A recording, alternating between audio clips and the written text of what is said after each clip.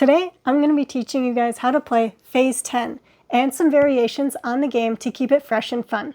I'm Sarah with the Adventure Squad. If you get value out of this video, don't forget to give it a thumbs up and don't forget to subscribe to the Adventure Squad. As you can tell, our game has gotten a lot of love. We have played it many, many times, and it's one of our kiddos' favorite card games to play. Phase 10 is a rummy type game for 2 to 6 players and is great for ages 8+. With that, let's show you how to play Phase 10. The object of the game is to be the first player to complete all 10 phases. If 2 people complete Phase 10 at the same time, whoever has the fewest amount of points wins. To set up the game, each player gets a phase card. These list the requirements of each phase. Pick who will be the dealer to shuffle the cards. Deal a hand of 10 cards to each player. Put the rest of the deck face down in the middle of the table and flip up the first card to form the discard pile. On your turn, you either draw the top card from the discard pile or the top card from the deck. If you cannot complete your phase, you must discard a card. If you pick the top card from the discard pile, you cannot immediately discard that card back onto the discard pile.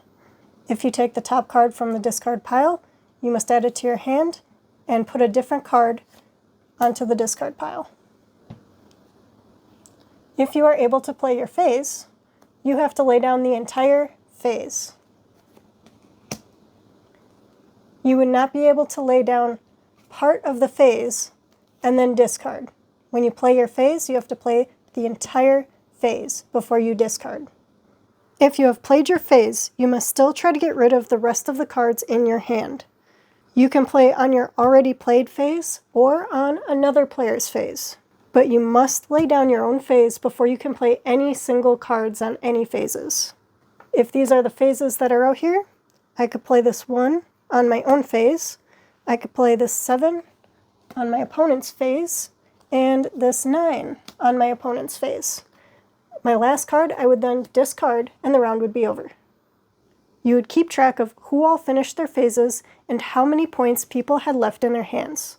We'll get into scoring and how many points cards are worth in just a minute. Now there are wild cards, and these can be used as any number and any color. These come in handy when you're trying to complete your phases. The only rule is that you cannot have a phase of all wilds. You must have at least one number with them in order to play wilds with your phase. There are also skip cards. If you have a skip card, you can pick any player to have their next turn skipped. You simply place it in front of the skipped player, and when it becomes their turn, they would play the skip card on the discard pile, and play would move to the next person. In a game with 3 or more people, you cannot stack skips, meaning any player may only have one skip card in front of them at a time.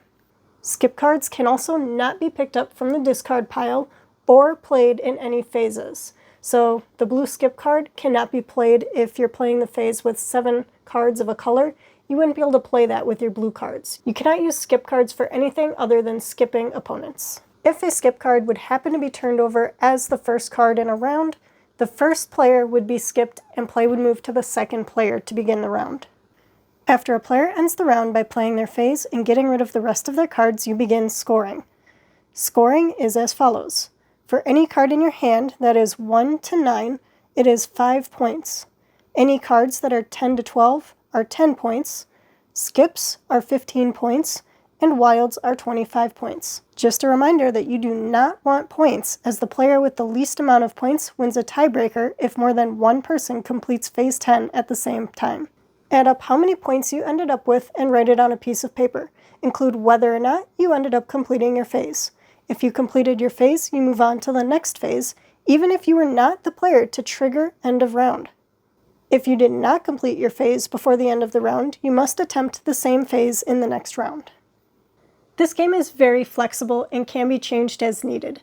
For example, if you're playing with 5 or 6 players, games can take quite a while. So if you don't have 2 or 3 hours to dedicate to a game of Phase 10, you can always shorten it by playing just a couple of the rounds, or say all the even rounds or odd rounds. If anything, you can just choose your favorite phases that you enjoy and just play those. Another thing you can do to keep your game fresh and fun is make your own phases. For example, there's 3 phases that are pretty similar, runs of 7, 8, and 9. So if you like having different phases, such as the color, where there's only one phase that has to do with 7 cards of one color, you could make your own phase where, say, you have 4 cards of one color and 4 cards of another color. That way it's not just one phase that you're dealing with the colors.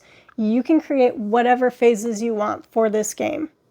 So while Phase 10 is fun with just the original phases that they give you, you can make a whole new game with 10 new phases if you want to keep it fun and fresh, and that way you don't get bored with the same phases every game.